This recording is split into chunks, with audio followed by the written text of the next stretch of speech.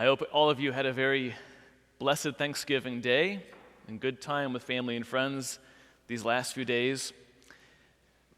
This year, when I was at a friend's house for a big Thanksgiving dinner, I discovered something new on the table. It was ice cream filled with chunks of York peppermint patties. And it was amazing. And I had scoop and scoop and scoop and way too many scoops. And so I know that when we have our Advent penance service and I go to confession, top of the list will be gluttony, right there.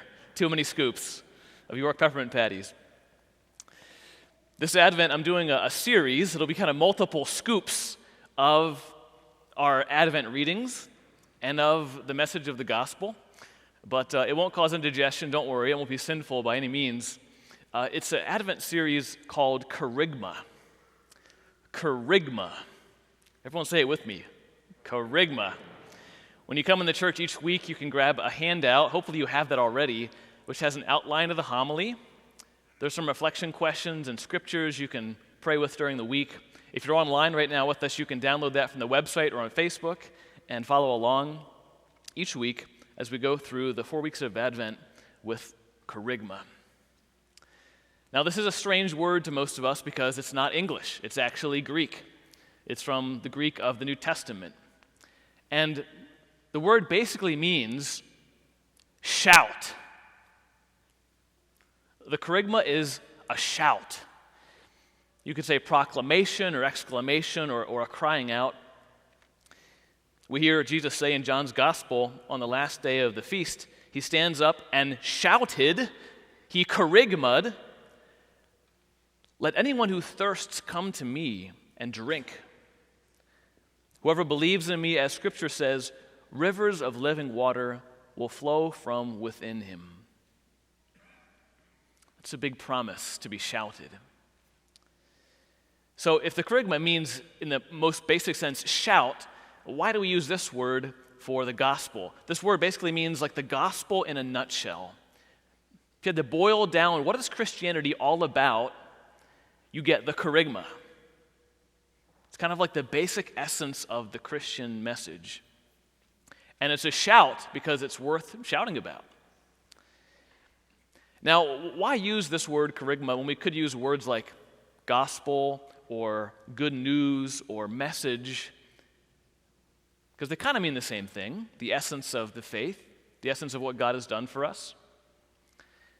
Well, the issue is those words are all good, but they've lost some of their impact. They're not actually disturbing enough. Here's what I mean. If someone comes into a nice dinner party, let's say you're at Thanksgiving dinner, you're making small talk with some people around the table and chit-chat and this and that, and you're eating your chopped nut and cranberry salad, and you're kind of wondering, like, are these chopped walnuts or chopped pecans? I can't really tell. And then someone bursts into the dining room and says, "Everyone, get outside the house. Look at this, quick." That shout is disturbing. It disturbs what you are doing, and it actually demands a response. Are you going to come outside and see, or are you just going to sit here and be like, well, I'm kind of interested in this salad right now? The kerygma is disturbing. Not in the bad sense. The kerygma is what happened 2,000 years ago. It's what's happening still today. And it's a positive message. It is good news. It is something hopeful. But it's a shout that stirs you up and demands a response. Like whatever you were doing before, like doesn't matter anymore. Like whether these are pecans or walnuts, like it's irrelevant. There's something bigger at stake here. Come and see. And that's what this shout is all about. So here's how Pope John Paul the Great defined the kerygma. He said, the kerygma is the initial ardent proclamation by which a person is one day overwhelmed and brought to the decision to entrust himself to Jesus Christ by faith. It's a fiery proclamation. It overwhelms a person. And then it begins to allow a person to make a decision to entrust one's whole life to Jesus. That's what he said the kerygma was, or is. So the reason why I'm doing this homily series at this time at St. Rose is because I want to make sure that all of us have the opportunity to ask, have I heard the initial ardent proclamation of what God has done? Have I been overwhelmed by the Kerygma? Has it disturbed me? And have I actually made a decision to entrust my life to Jesus? Have I taken that action, really? That's what we're getting into this Advent. That's why we're doing this right now, because if we don't understand the Kerygma, if we don't get the shout of Christianity, then Christmas makes no sense. Christmas is just a nice story with some nice songs.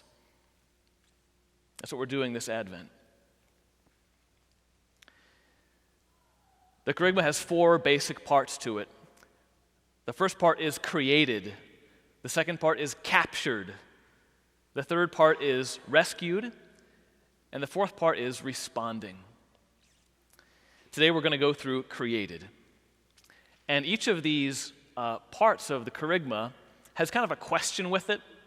So the question in blue right there is, when we talk about creation, we ask, why is there something rather than nothing? Like, how did the world get here? Human history has given us many different answers to this question, which everyone asks in one form or another. Ancient religions said that the world is here because of divine violence. The gods fighting each other and warring, and then material creation comes out of this battle.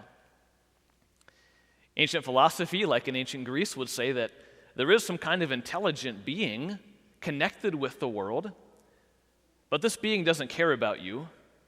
This being doesn't care about the affairs of human beings. It's very distant and unconcerned about this world.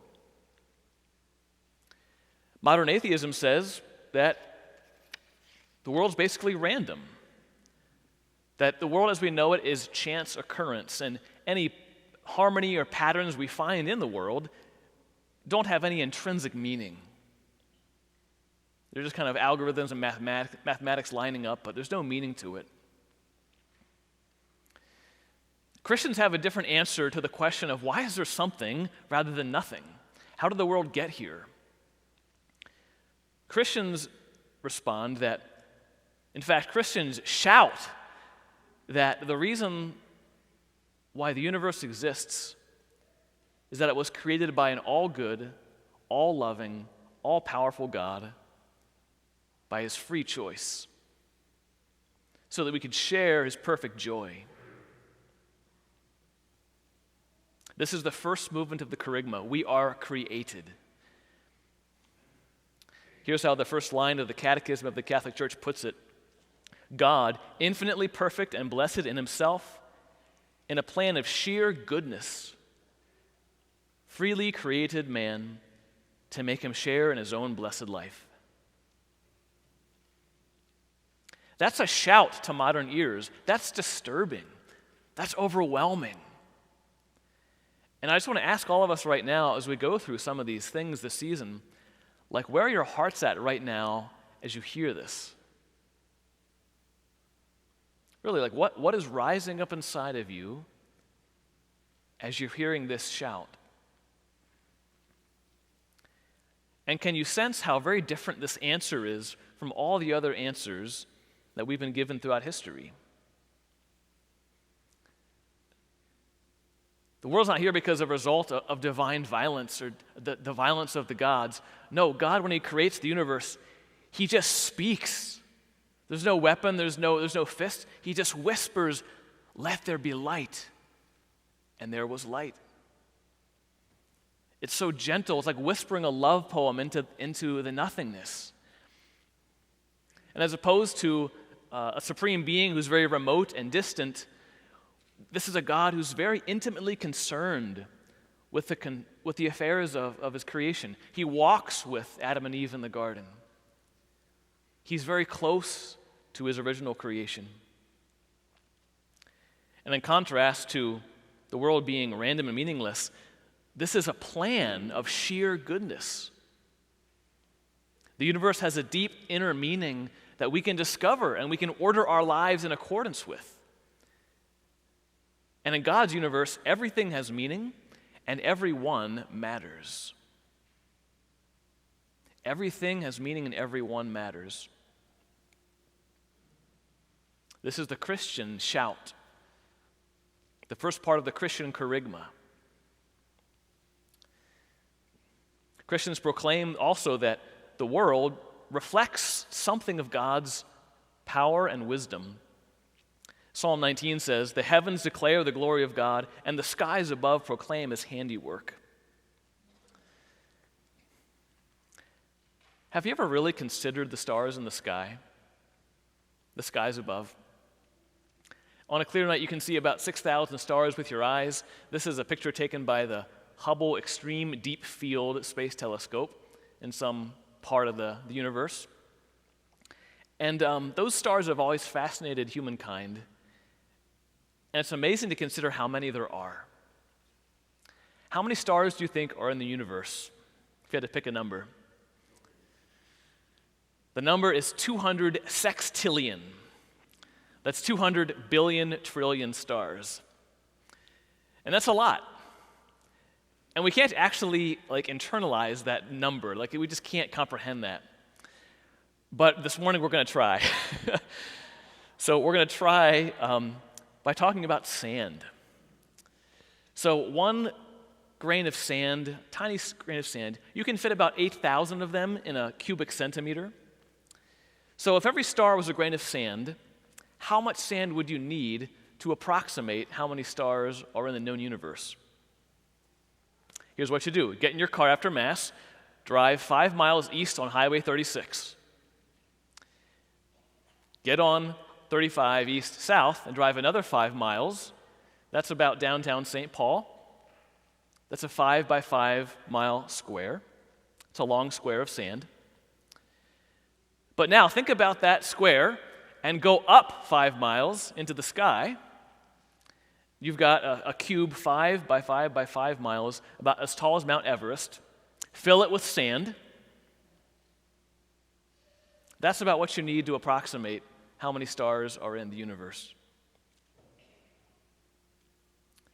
Maybe you just want to think about the Milky Way, just our own galaxy. Fine. Get your Ford F-150, drive up next to that thing, shovel out a bunch of sand into your pickup truck bed, drive back to your house, dump it out in your driveway, do it 9 more times, and there you've got the stars of the Milky Way, just our galaxy, on your front lawn.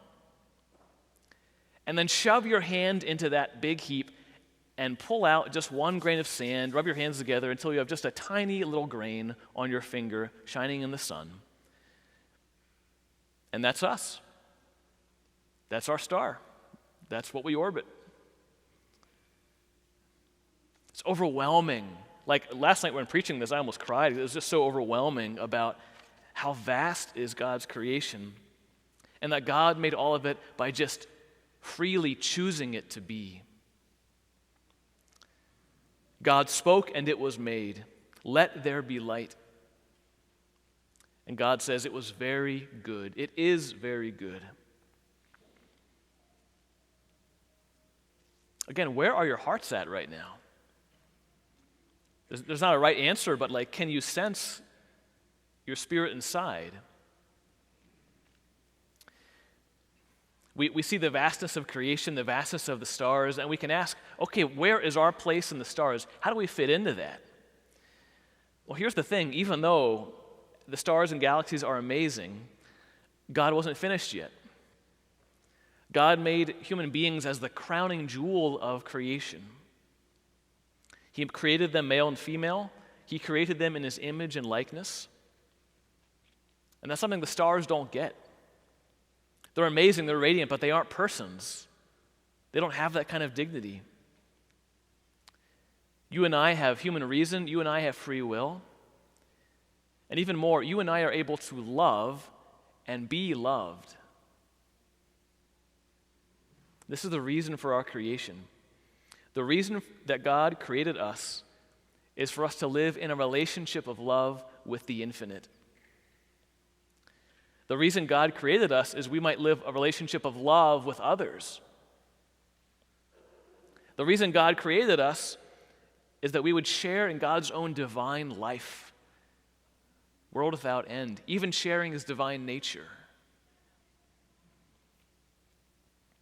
That means that you as a human being, you as a single human being, spirit and body, you are worth more to God than all the stars put together.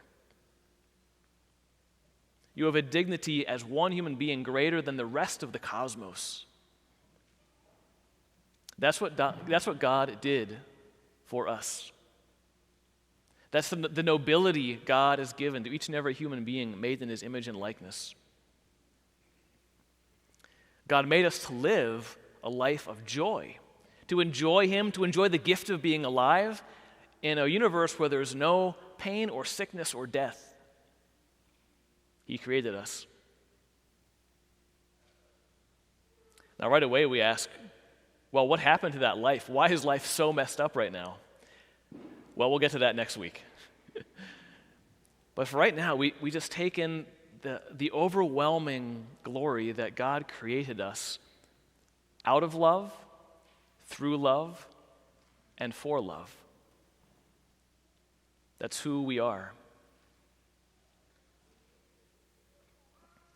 Jesus, in the gospel for the first Sunday of Advent, he says, "Beware that your hearts do not become drowsy from carousing and drunkenness and mint ice cream, and the anxieties of daily life, and that they catch you by surprise like a trap." The church gives us this scripture to keep us aware and awake for his second coming in glory at the end of history. I talked about that last week. But we can apply this as well to looking backward. Because we don't want our hearts to become drowsy to the truth that we were created out of God's love and created good. We can forget the splendor of creation. We can forget our inner goodness, which isn't totally distorted by sin. God created us good out of his love, made for glory. And we need to not forget that. This week, I want all of us to pray for a grace. What does that mean? To pray for a grace means to ask God for a specific gift, trusting that he will give it. And the grace we want to pray for is this one this week. To be overwhelmed in wonder at God, our Creator, and his creation. Lord, I pray for the grace to be overwhelmed in wonder at you, my Creator, and your creation. God, lift my eyes to the stars. God, remind me of why you made me. God, help me trust that you really are good, and all your works are good.